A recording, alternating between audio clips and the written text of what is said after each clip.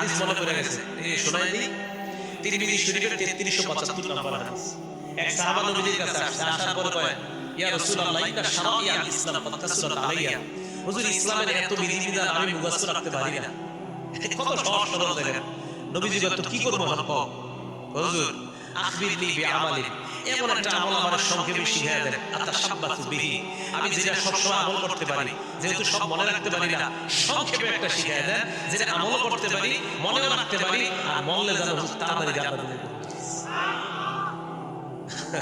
নবী সাল্লাল্লাহু আলাইহি ওয়াসাল্লাম কয়, লা ইয়াজালু লিসানুকা রাতবাম মিন যিকরিল্লাহ, তোমার এই জিহ্বাটা সর্বদা যেন আল্লাহর জিকিরে তরুতাজা হয়ে যায়।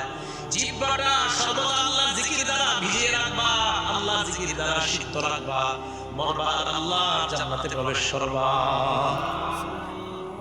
খুব সহজ সরল ছিলেন সাহাবায়ে